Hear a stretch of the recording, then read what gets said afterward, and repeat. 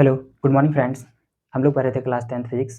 Class 10th physics का ये हमारा लेक्चर नंबर 2 है और इसमें हम लोग पढ़ रहे थे रिफ्लेक्शन ऑफ लाइट, प्रकाश का परावर्तन। ठीक है, प्रकाश के परावर्तन हम लोगों ने उसमें लाइट, रे एंड डिफ्रैक्शन, प्रकाश का विवर्तन, इन सभी चीज़ों के बारे में हम लोगों ने अच्छी तरह से जान लिया था। और लास्ट टॉपिक हमारा था रिफ्लेक्शन ऑफ लाइट, प्रकाश का परावर्तन। ठीक है, हमने प्रकाश के परावर्तन के उसमें 2 नियम देखे थे। चलिए उसे एक बार फिर से रिकॉल कर लेते हैं, उसके बाद आगे हम लोग बढ़ते हैं। प्रकाश का परावर्तन लास्ट टॉपिक था हमारा। ये क्या है, हमारा कोई एक प्लेन सरफेस था जिस पे क्या हो रही थी, प्रकाश की किरणें आने के बाद, और ये एक माध्यम इधर से आई, ये हमारा क्या हो गया, आपतित किरण, ये हमारा परावर्तित किरण, यानी कि था हमारा इंसिडेंट रे, और ये हमारा था रिफ्लेक्टेड रे।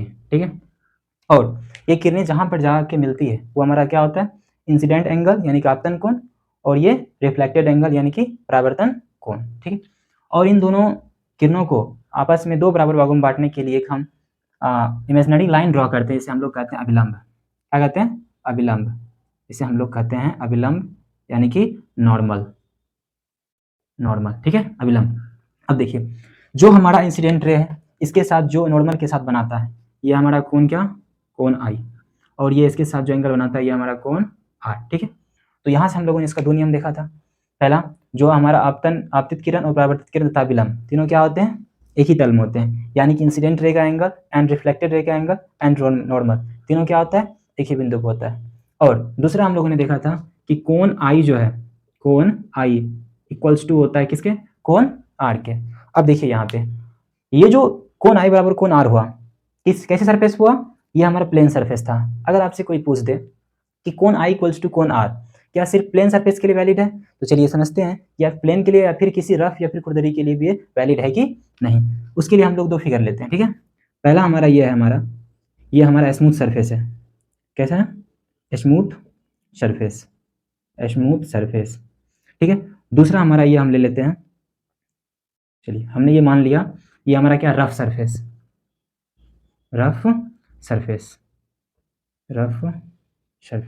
ओके, इसे हम लोग कहेंगे समतल सतह या फिर चिकना सतह, ये खुरदरी सतह। हम क्या करते हैं, हमने यहाँ पर 2 ठो सरफेस लिया है, एक स्मूथ सरफेस, दूसरा रफ सरफेस। अब हम दोनों सरफेस पे प्रकाश की किरणों को लाएंगे, फिर देखते हैं कि वो जो किरणें आने के बाद परावर्तित होगी उसमें जो हमारा कोण आई होगा क्या वो कोण आर के बराबर होगा, इस चीज को हम देखते हैं। ठीक है, हमने क्या किया, पहले जो हमारा स्मूथ सरफेस था उसमें हमने प्रकाश की 2 किरणों को लाई जो कि परावर्तित आसानी से हो गई, और इसमें जो हम पता करते हैं किस प्रकार से, इस जो हमारा आपतित किरण था और जो हमारा परावर्तित किरण था इसके बीच हम लोग क्या डालते हैं, एक अभिलंब डालते हैं। ठीक है, तो यहाँ से हमने एक क्या डाल दिया, अभिलंब, यहाँ भी हम लोग खींच देंगे एक अभिलंब। ये जो हमारा कोण आई होगा कोण आर के क्या होगा, बराबर होगा, यहाँ भी कोण आई कोण आर के बराबर होगा, यानी कि अगर हमारा इंसिडेंट एंगल 45 डिग्री होगा तो जो हमारा रिफ्लेक्टेड एंगल होगा वो भी कितना होगा, 45 डिग्री होगा। इसी प्रकार से अब हम क्या करते हैं कि जो हमारा रफ सरफेस है, हम उस पर 2 प्रकाश की किरणों को लाते हैं, ला लिया। अब देखिए इसमें क्या हुआ कि जब प्रकाश की किरणें यहाँ पर आई तो यहाँ से टकराने के बाद इस दिशा में चली गई। अब जब प्रकाश की किरणें यहाँ पर आई तो यहाँ से टकराने के बाद इस दिशा में चलेगी। अब देखो, अब आप देखोगे तो यहाँ प्रकाश की किरणें आ रही थी, सेम एंगल के साथ रिफ्लेक्ट हो रही थी, लेकिन यहाँ क्या आपको जो लाइनें हैं ना थोड़ा इधर उधर दिखेगा। ऐसा क्यों, ऐसा इसलिए कि देखिए हम क्या करेंगे कि जहाँ पे हमारा पहला रे आया उस सतह को हम एज्यूम कर लेंगे, थोड़ा सा यहाँ पर मान लेंगे ये हमारा कैसा सतह है, प्लेन सरफेस है। जैसे मान लीजिए इस प्रकार से, ये हम इसे मान लेंगे कैसा सरफेस है, प्लेन सरफेस है। तो हमारा प्लेन सरफेस में हम क्या डालेंगे, यानी कि जो हमारा इंसिडेंट रे होगा उसी के सापेक्ष यानी सटे हुए हम नॉर्मल खींच देंगे। ठीक है, हमने यहाँ से क्या डाल दिया, नॉर्मल एक डाल दिए। अब देखिए जिस एंगल पे यहाँ पे आया होगा, मान लेते हैं कि ये 30 डिग्री पे आया था, तो ये जो इधर से रिफ्लेक्ट होगा कितने पे होगा, 30 पे होगा, तो यहाँ से यानी ये हमारा रिफ्लेक्ट हो गया।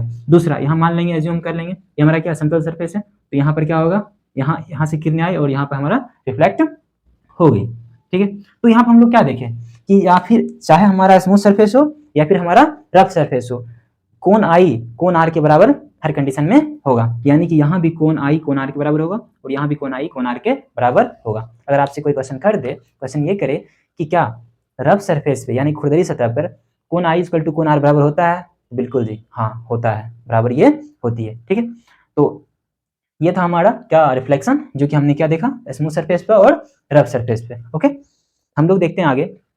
ये हमारा रिफ्लेक्शन ऑफ क्या कहते हैं परावर्तन, प्रकाश का परावर्तन वाला टॉपिक ही हो गया हमारा खत्म। ठीक है, आगे जो हमारा टॉपिक है वो है मिरर, दर्पण। क्या है? मिरर, दर्पण। ठीक है, हम लोग आगे पढ़ते हैं। दर्पण, मिरर,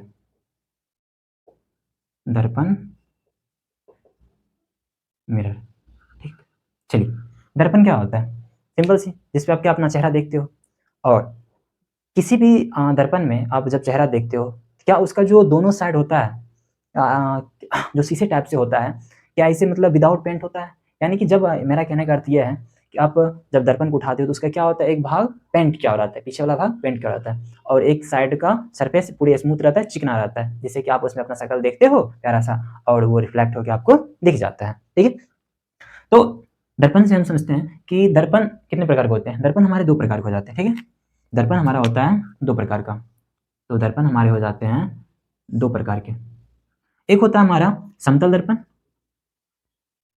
समतल दर्पण, और दूसरा हो जाता है हमारा गोलीय दर्पण, गोलीय दर्पण। समतल दर्पण और गोलीय दर्पण। ठीक है, समतल दर्पण हम लोग कहते हैं, समतल दर्पण कहते हैं प्लेन मिरर, प्लेन मिरर, और इसे हम लोग कहते हैं स्फेरिकल मिरर, स्फेरिकल मिरर। चलिए समझते हैं प्लेन मिरर और स्फेरिकल मिरर। प्लेन मिरर क्या होता है? वैसा दर्पण जिसका परावर्तक सतह क्या हो, समतल हो।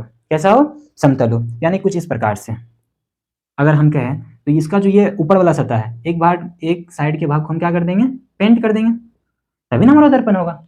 यानी कि दर्पण अमूमन वो होता है इसमें आप शक्ल देखते हो, उसका क्या होता है, एक साइड का भाग क्या होता है, पेंट होता है ना। तो इसके एक साइड के भाग को हमने क्या कर दिया, पेंट कर दिया। तो समतल दर्पण का डेफिनेशन क्या?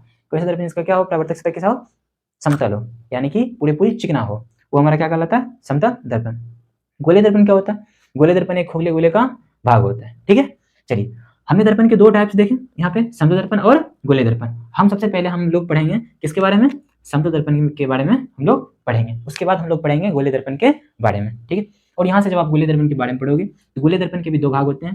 पहला हो जाता है इसमें हमारा क्या, अवतल दर्पण, अवतल दर्पण, और दूसरा हो जाता है हमारा उत्तल दर्पण, उत्तल दर्पण। अवतल दर्पण और उत्तल दर्पण, कॉनकेव मिरर, कॉनकेव मिरर और convex mirror, convex mirror, concave mirror और कॉन्वेक्स मिरर। ठीक है, दो चीज। चलिए, सबसे पहले हम लोग पढ़ेंगे किसके बारे में, प्लेन मिरर के बारे में, इसकी जो विशेषताएं हैं इनके बारे में जानेंगे। उसके बाद हम लोग आएंगे किसमें, हमारा जो है स्फेरिकल मिरर, यानी कि स्फेरिकल मिरर के दो पार्ट्स के बारे में हम लोग पढ़ेंगे। सबसे पहले हम लोग जानते हैं समतल दर्पण के बारे में। चलिए ठीक है, आगे। तो समतल दर्पण जिसका क्या परावर्तक सतह कैसा हो, चिकना हो।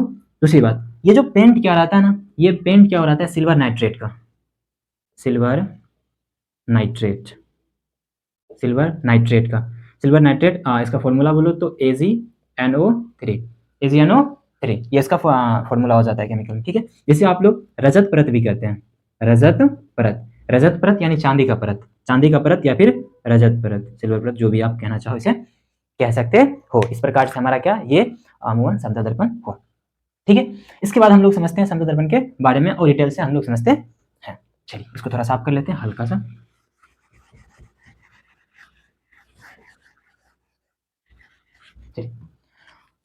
फर्स्ट ऑफ ऑल हमने क्या समझा, इसका जो ये प्लेन सरफेस होता है, ये प्लेन सरफेस होता है, इसमें AgNO3 का पेंट क्या हो रहा था, इसे हम लोग सिल्वर नाइट्रेट कहते हैं। अब देखिए, समतल दर्पण जो होता है हमारा, वो ना ही अभिसारी होता है ना ही अपसारी होता है। यानी कि समतल दर्पण ना ही किरणों को कन्वर्स करता है ना ही डाइवर्स करता है। इसका अर्थ समझिए आप, यानी कि इसके इस चीज को आगे और अच्छे से एक्सप्लेन करेंगे तो आपको समझ में आ जाएगा। ठीक है, यानी कि अगर यहाँ से हम एक बात करें तो समतल दर्पण, समतल दर्पण ना ही क्या होता है, अभिसारी होता है, अभिसारी होता है, और ना अपसारी होता है, ना अपसारी होता है। अभिसारी में क्या बताए थे, क्या करती है, जब विभिन्न माध्यम से प्रकाश आके किसी एक माध्यम में किसी एक बिंदु पे आके क्या हो, मिलती हो। यानी कि ये एक पॉइंट का ऐसा इतना एफिशिएंसी पावर है कि क्या कर रहा है, हर जगह से आने वाले प्रकाश को एक बिंदु पे एकत्रित कर रहा है। और दूसरा अपसारी में क्या था, एक जगह से प्रकाश निकल के विभिन्न माध्यमों में क्या हो रहा था, बढ़ रहा था। ये ना था हमारा, ये था क्या, अपसारी था। इन दोनों में से कोई भी घटना समतल दर्पण हमें देखने के लिए नहीं मिलती है। चलिए आगे, समतल दर्पण पे जब हम प्रकाश की किरणों को लाते हैं, समतल दर्पण पे जब हम प्रकाश की किरणों को लाते हैं तो क्या होता है कि ये बिना किसी माध्यम में विचलित हुए आगे की ओर बढ़ते रहता है, आगे की ओर ये बढ़ते रहता है और ये बहुत दूर तक यानी कि इन्फिनाइट तक मतलब आगे जाते ही रहता है। यानी कि इसका ये किरणें आगे कटेंगी नहीं, कटेगी तभी ना उसका फोकस मिलेगा, तो फोकस इसका क्या हो जाएगा, इन्फिनाइट। फोकस क्या हो जाएगा, इन्फिनाइट। यहाँ से आप एक एक चीज़ों को अच्छे से ध्यान समझिएगा क्योंकि यहाँ सब्जेक्टिव क्वेश्चन बहुत पूछे जाते हैं, ठीक है। तो समतल दर्पण की फोकस क्या हो जाएगा, इन्फिनाइट। जब इसका फोकस इन्फिनाइट हो गया यानी कि अनंत हो गया, जो इसका सेंटर ऑफ कर्वेचर होगा यानी कि वक्रता केंद्र होगा, वक्रता केंद्र होगा, वो भी क्या हो जाएगा, अनंत हो जाएगा। और दूसरी बात, इसका जो रेडियस ऑफ कर्वेचर होगा यानी कि वक्रता त्रिज्या होगा, radius of curvature, radius of curvature, radius of curvature होगा जो हमारा वक्रता त्रिज्या होगा, वक्रता त्रिज्या होगा, वो भी क्या हो जाएगा, अनंत हो जाएगा। क्या हो जाएगा, अनंत हो जाएगा। दूसरी बात, अब देखिए किरणें आई चली गई, किरणें आई चली गई, क्या कहीं पे किरणें बैंड हुआ, नहीं ना, तो किरणें मुड़ा ही नहीं, मतलब इसके अंदर पावर नहीं है। जैसे समझिए आप कोई भी चीज मतलब किसी के अंदर क्षमता रहेगा तभी ना किसी चीज को, जैसे मान लो हमने आपको एक रॉड दे दिया और आपके शरीर में एनर्जी नहीं है, आपके अंदर पावर ही नहीं है, क्या बताओ आप उस रॉड को मोड़ पाओगे, नहीं ना। तो इसका जो पावर होता है ना, क्या होता है, शून्य होता है, यानी कि P इसका 0 होता है, ठीक है। आपसे पूछ सकता है कि समतल दर्पण का क्षमता यानी कि पावर क्या होती है, 0 होती है। फोकस क्या होता है, इन्फिनाइट होता है। रेडियस ऑफ कर्वेचर क्या होता है, इन्फिनाइट होता है। सेंटर ऑफ कर्वेचर क्या होता है, इन्फिनाइट होता है, यानी कि वक्रता केंद्र क्या होता है, तुम्हारा इन्फिनाइट हो जाता है। ओके, समझ लिए। तो आगे हम लोग समझते हैं इसमें, ठीक है। दूसरी बात यहाँ समझते हैं कि जो समतल दर्पण का आवर्धन होता है, समतल दर्पण का आवर्धन होता है वो +1 होता है, यानी कि समतल दर्पण का आवर्धन यानी कि मैग्निफिकेशन, मैग्निफिकेशन, मैग्निफिकेशन क्या होता है, +1 होता है। देखिए यहाँ से आपसे आपके एग्जाम में डायरेक्ट एक क्वेश्चन बन जाता है कि समतल दर्पण का आवर्धन +1 क्यों होता है, +1 क्यों होता है। देखिए सबसे पहले हम लोग समझते हैं आवर्धन क्या होती है। आवर्धन क्या होता है, height of image upon height of object, यानी कि प्रतिबिंब की ऊंचाई और वस्तु की ऊंचाई, किसकी ऊंचाई, प्रतिबिंब की ऊंचाई और वस्तु की ऊंचाई। जैसे मान लो कि ये हमारा मार्कर क्या है, वस्तु है ना, ये क्या है, वस्तु है। अगर मान लो इधर से हम क्या करेंगे, लाइट जलाएंगे तो इसका परछाई बनेगा ना, यानी कि इसका हाइट और उसका हाइट दोनों क्या हो, दोनों का अनुपात, दोनों का अनुपात, हम लोग उसे ही क्या कहते हैं, आवर्धन कहते हैं। यानी कि अगर हम बोले तो m बराबर क्या होता है, HI/HO, ठीक है, height of image upon height of object. दूसरी बात, आप यहाँ जो आवर्धन +1 है, आवर्धन +1 है, इसका अर्थ समझिए।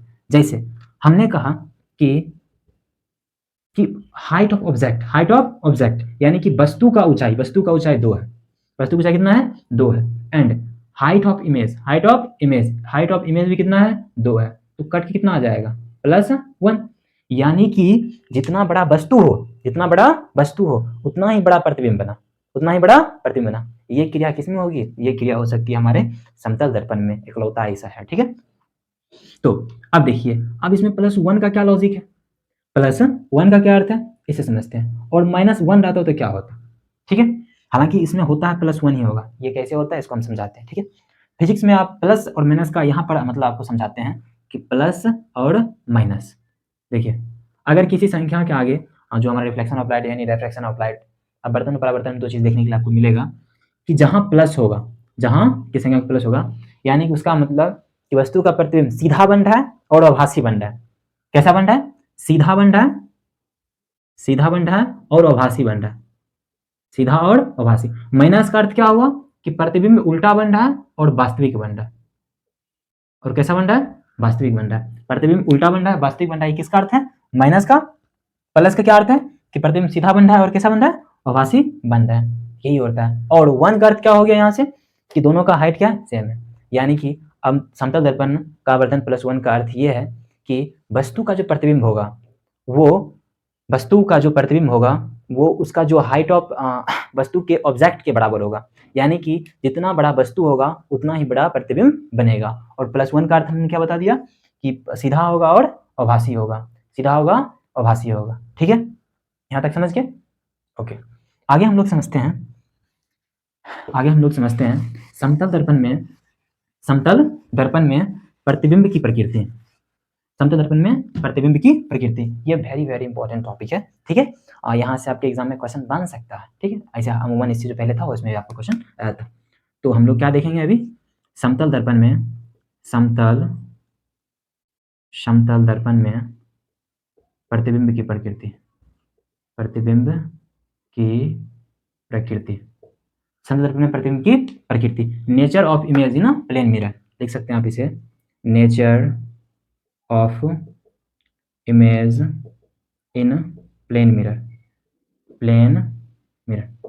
चलिए देखिए, सबसे पहला पॉइंट देखते हैं इसमें, ठीक है। सबसे पहला जो हमारा पॉइंट आता है इसमें, सबसे पहला पॉइंट हमारा ये है कि समतल दर्पण में प्रतिबिंब इरेक्ट एंड वर्चुअल बनता है, यानी कि इरेक्ट या फिर अपराइट, दोनों में से कोई वर्ड यूज कर सकते हो, यानी कि सीधा और आभासी बनता है। कैसा? सीधा एंड आभासी, सीधा और आभासी। ये हमेशा के लिए बात है, ऐसा नहीं कि मान लो कि कभी उल्टा बन जाएगा, कभी वास्तविक बन जाएगा, ऐसा नहीं। ये हर कंडीशन में फॉलो होगा, समझे बात को, ये हर एक कंडीशन में फॉलो होगा। यानी कि समतल दर्पण में हमेशा और हमेशा सीधा प्रतिबिंब बनता है और आभासी बनता है। कैसा बनता है? सीधा बनता है और आभासी बनता है, ठीक है।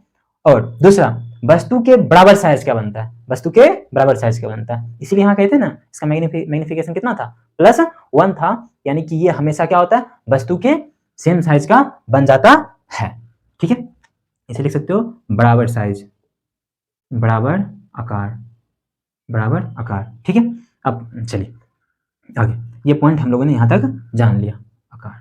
दूसरा पॉइंट हम लोग जानते हैं कि समतल दर्पण में अगर आप को पूरा इमेज चाहिए, यानी कि समतल दर्पण आपको अगर आपका पूरा इमेज देखना है, पूरा प्रतिबिंब बनाना है, तो आपका जो हाइट होना चाहिए वो दर्पण के हाइट के दोगुना। कहने से ये इस बात कैसे कर सकते हैं कि दर्पण का जो हाइट होना चाहिए आपके हाइट से कम आधी होनी चाहिए। अगर मान लो कि कोई व्यक्ति 6 फीट का है, कितने फीट का? 6 फीट का, तो कम से कम दर्पण का हाइट कितना होना चाहिए? 3 फीट, तो उसका पूरा प्रतिबिंब उस मिरर में बन जाएगा। यानी कि समतल दर्पण में पूर्ण प्रतिबिंब प्राप्त करने के लिए वस्तु के हाइट से दर्पण का हाइट कम से कम आधी होनी चाहिए, तब तो हमारा क्या होगा? पूरा प्रतिबिंब बन जाएगा, ठीक है। दूसरी बात इसमें लिख सकते हैं, वस्तु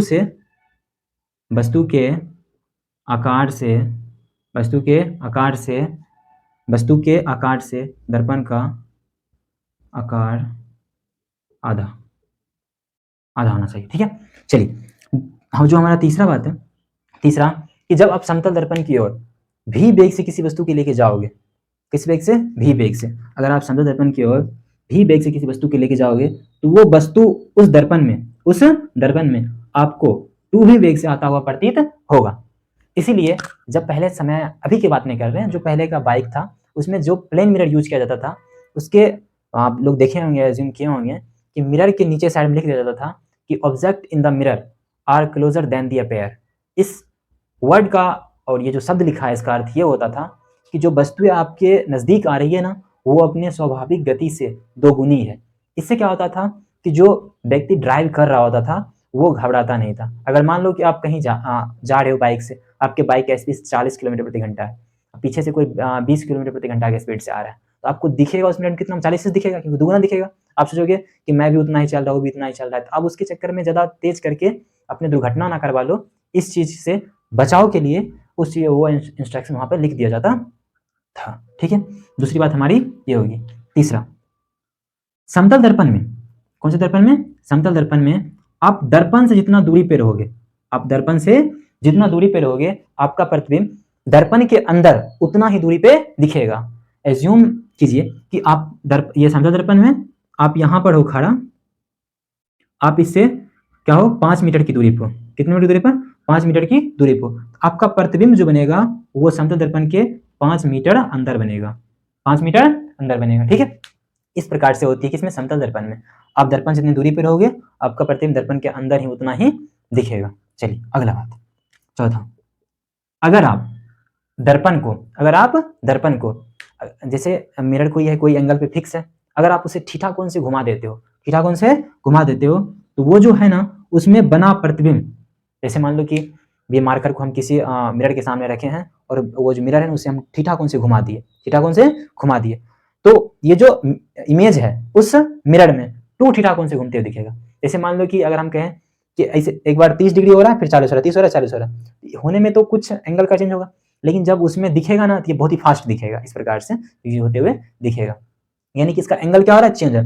एंगल चेंज होने का मतलब क्या, जैसे मान लो कि आप किसी को देखते हो तो देखने का एंगल अलग अलग होता है ना। जैसे मान लो कि आप इधर साइड से देख रहे हो तो कुछ और दिखेगा, सामने से देख रहे हो कुछ और दिखेगा, फिर इधर से आओ तो कुछ और दिखेगा।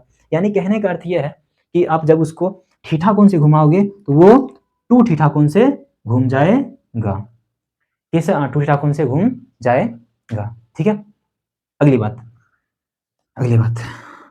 अगला हम लोग समझते हैं कि अगर हम कहें कि 2 दर्पण है, ठीक है, 2 दर्पण है, 2 दर्पण को हमने क्या कर दिया, 40 डिग्री के एंगल पे लगा दिया। कितना डिग्री के, 40 डिग्री एंगल पे लगा दिया। अब सैनुल वगैरह गए होंगे, लड़के लोग जाते हैं, लड़कियां लोग भी जाती है, सैनुल गए होंगे, तो आप देखे होंगे कि मिरर को लगाया जाता है, जिससे कि आप सैनुल में देखेंगे बहुत ही सारा प्रतिबिंब बन जाता है, पीछे बहुत सारा इमेज बन जाता है। तो अगर हम मान लो कि वो जो दर्पण है ना, 2 दर्पण, उसे 40 डिग्री के एंगल पे लगाएं, कितना डिग्री, 40 डिग्री एंगल पे लगाएं, आपका कितना इमेज बनेगा, इसे फाइंड करने के लिए सिंपल सा एक ट्रिक फॉर्मूला हम लोग मानेंगे, 360 बटे थीटा, 360 बटे थीटा। ये थीटा क्या हो जाएगा, आपको दिया हुआ कोण का मान कितना दिया है, 40, यानी हो जाएगा 360 बटेगा 40, काट दो कितने बार में कट जाएगा, 0 0 9 चौक 36, यानी कि 9 इमेज। कितने प्रतिबिंब बनेंगे, 9 प्रतिबिंब बन जाएंगे। क्लियर, चलिए हम लोगों ने इस बात यहाँ तक बातों को समझ लिया और इसमें ये प्रतिबिंब हमारे यहाँ तक बन जाएंगे। चलिए आगे हम लोग समझते हैं समतल दर्पण का है टाइप्स, उसमें हम लोग समझते हैं। ठीक है, आगे हम लोग समझते हैं पेरिस्कोप के बारे में। पेरिस्कोप क्या, पेरिस्कोप, पेरिस्कोप, पेरिस्कोप। देखिए अमूमन ये हमारे जो आर्मी वगैरह होते हैं, जो पनडुब्बी होते हैं, जो जल में रहते हैं ना, उसके द्वारा यूज किया जाता है। ये परावर्तन पधारित है, किस पे, परावर्तन पधारित है, और इसमें यूज किया जाता है किसका, समतल दर्पण का, समतल दर्पण का। इसमें होता क्या है कि मान लो कि समुद्र है, ठीक है, समुद्र है, ये हमारा क्या है, छोटा सा बोर्ड पे समुद्र है, ज्यादा बड़ा बनाएंगे तो हमारा बोर्ड डूब सकता है। ठीक है, ये हमारा क्या, समुद्र है। अब देखिए मान लेते हैं ये हमारा क्या, पनडुब्बी है, ये अपना पनडुब्बी है, ये पानी के अंदर है, इसके अंदर पानी नहीं होना चाहिए ना, ये पानी के अंदर है। अब यहाँ पर कोई क्या है, और ये पानी के ऊपर कोई मान लो कि जो है ना आतंकवादी है, ये आतंकवादी है, पानी के ऊपर है ये आतंकवादी, ठीक है। अब हमें इसे देखना है, मतलब मान लो कि आतंकवादी है और हमें कुछ हद से पता चल रही है, इसे देखने के लिए अगर हम इसको ऊपर लेके जाएंगे तो इसको पता चल जाएगा, कि अपने साथी को बुला के लेकर आएगा, इस पर हमला कर देगा, फिर हम लोग को क्षति हो जाएगा। इसलिए हम क्या करते हैं कि यहाँ से एक शानदार सा स्कोप लगाते हैं, इस प्रकार से कुछ बाहर निकल के हम थोड़ा सा इसे बड़ा कर लेते हैं, इस प्रकार से रहता है, जैसे आप यहाँ पर बना देते हैं,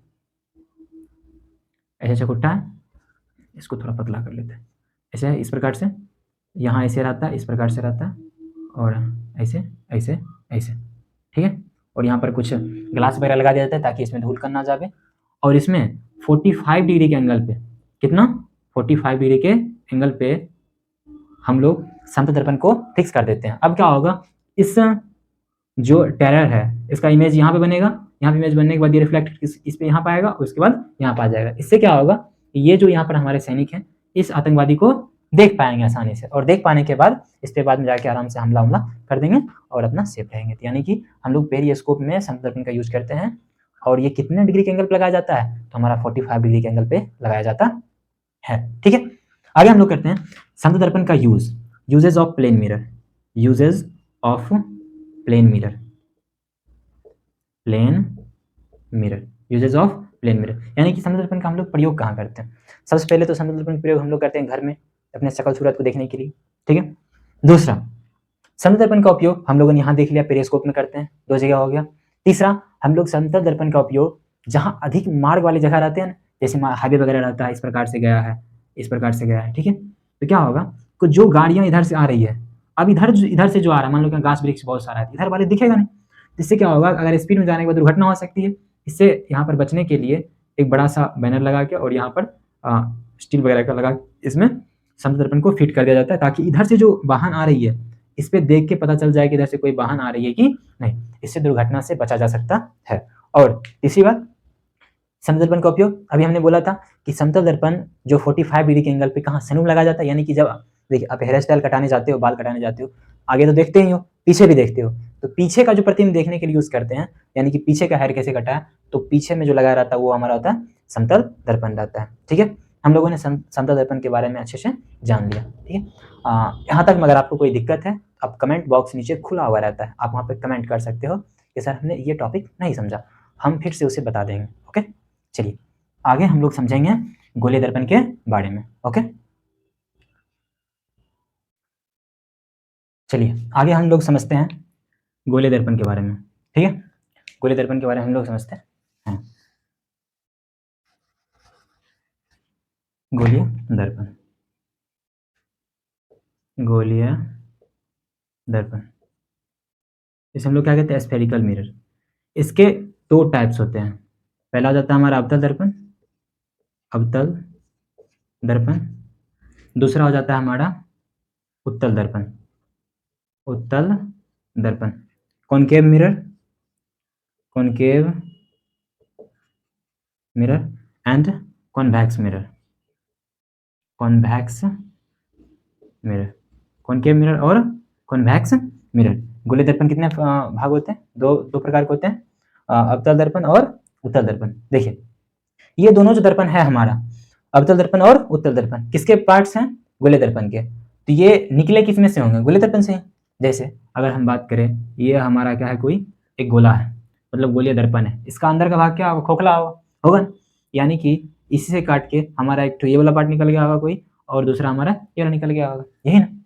चलिए सबसे पहले नंबर इसके बारे में हम जानने से पहले हम लोग कुछ इंस्ट्रक्शन इसके बारे में जानते हैं। ठीक है, चलिए तो पहला नंबर हम इसका डेफिनेशन देखते हैं कि अवतल दर्पण क्या होता है। वैसा दर्पण जिसका परावर्तक सतह क्या हो, धसा हो, जिसका परावर्तक सतह कैसा हो, धसा हुआ हो, उसे हम लोग कहते हैं अवतल दर्पण। कुछ इस प्रकार से होता है,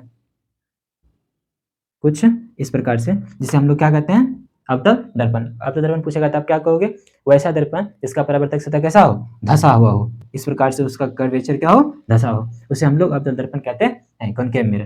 दूसरा आता है हमारा कॉन्वेक्स मिरर, वैसा दर्पण जिसका परावर्तक सतह कैसा हो, उबड़ा हुआ हो, उसे हम लोग कहते हैं उत्तल दर्पण। ठीक है, इस प्रकार से हम लोग बनाएंगे कुछ, और हम पेंट इस प्रकार से कर देंगे, सॉरी अच्छे से बना लेते हैं थोड़ा। और ये जो देखिए इसका जो पार्ट्स है कैसा उबड़ा हुआ है ना, इसे हम लोग कहेंगे उत्तल दर्पण। वैसा दर्पण जिसका परावर्तक सतह क्या हो, उठा हुआ हो, उसे हम लोग कहेंगे उत्तल दर्पण। Got it. चलिए अब देखिए हम लोग इसके कुछ समझते हैं कि क्या क्या इसका, कहाँ क्या चीज़ रखते हैं, किधर से प्रकाश लाते हैं, और किधर का साइड पॉजिटिव किधर का नेगेटिव होता है, उसके बारे में हम लोग समझते हैं। देखिए किसी भी दर्पण को हमेशा दाएं साइड से पेंट करना है, हमेशा पेंट किधर से करना है, दाएं साइड से। देखिए इसी में अगर हम बात करें, अगर हम इसको यहाँ से पेंट करें, कौन सा साइड हमारा, दाएं साइड है ना, और इसको हम इधर से पेंट करें, इसको अगर यहाँ से पेंट कर दे, और हमने क्या कर दिया, इसको काट दिया। अब देखिए ये वाला जो हमारा दर्पण निकल के आया, कौन सा, अवतल दर्पण, जिसका क्या है, भाग धसा हुआ है ना। अब इसी में अगर इस साइड वाला भाग था, अगर हम इसे राइट साइड से पेंट कर दे, तो ये हम देखिए इसका एक साइड क्या है, उभड़ा हुआ है, तो कौन दर्पण, उत्तल दर्पण हो गया ना। यानी कि था ये किसका भाग, गोला का भाग था।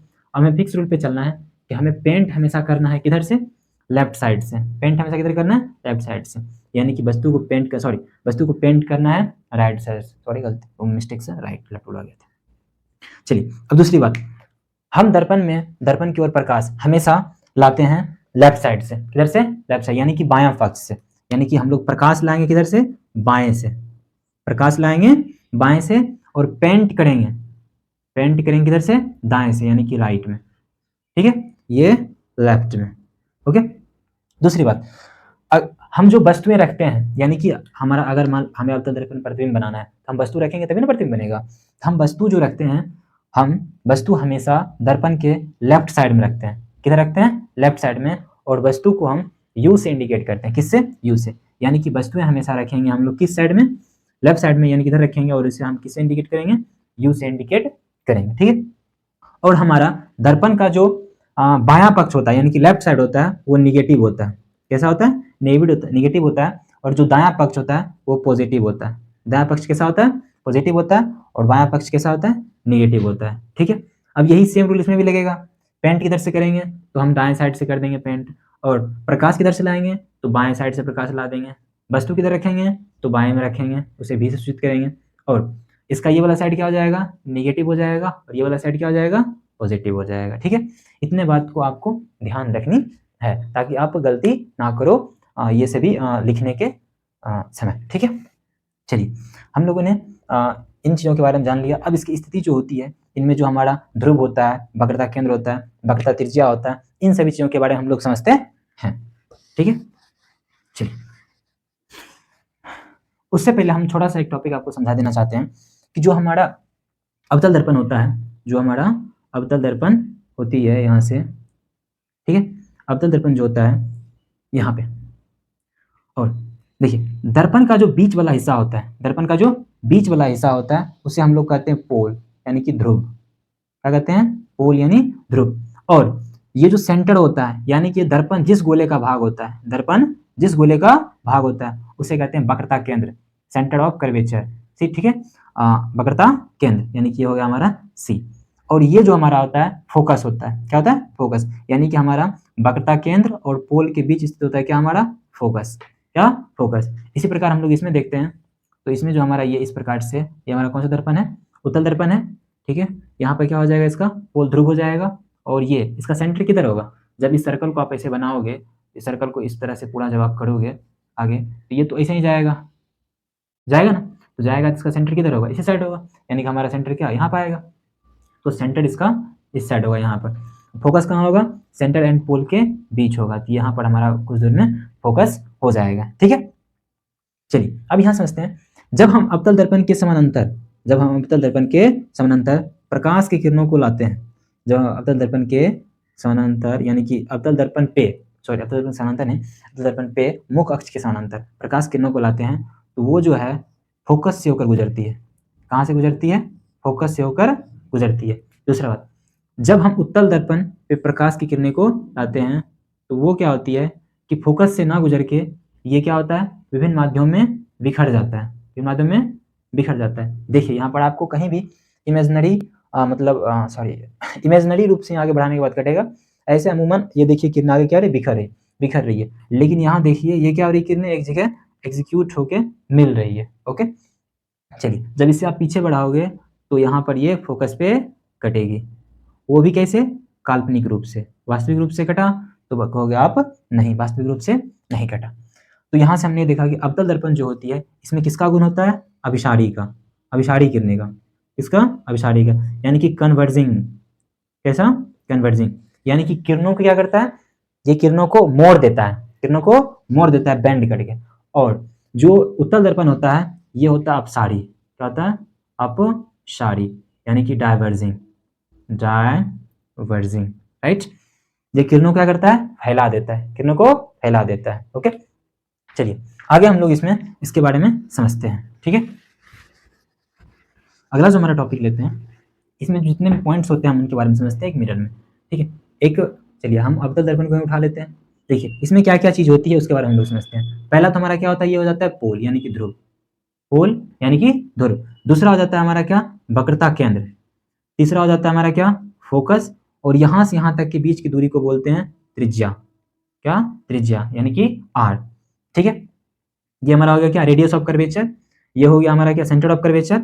और ये हमारा हो गया क्या, फोकस हो गया। ठीक है, और इस साइड हमारा ये इन्फिनाइट तक जाता है। चलिए इन सभी चीजों को हम लोग समझते हैं। और ये जो हमारा लाइन है ये है मुख्य अक्ष, मुख्य अक्ष, जिसे आप लोग प्रिंसिपल एक्सिस कहते हो।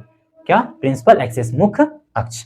ठीक है, चलिए पोल, सबसे पहले क्या है, पोल यानी कि ध्रुव, पोल यानी कि ध्रुव। दर्पण के मध्य बिंदु, दर्पण के मध्य बिंदु जो होता है, बीच वाला जो हिस्सा होता है, वही उसी को हम लोग क्या कहते हैं, ध्रुव कहते हैं। पहला हमने क्या देखा कि दर्पण के जो मध्य वाला पार्ट होगा उसे हम लोग क्या कहते हैं, ध्रुव कहते हैं। दूसरा, दर्पण जिस गोले का भाग होता है, जैसे कि इस सेंटर के अराउंड ही ना ये मान लो सर्कल बना है, तो भाग इसी का है। दर्पण जिस गोले का भाग होता है उसे हम लोग क्या कहते हैं, वक्रता केंद्र, वक्रता केंद्र, वक्रता केंद्र, दर्पण जिस गोले का भाग होता है।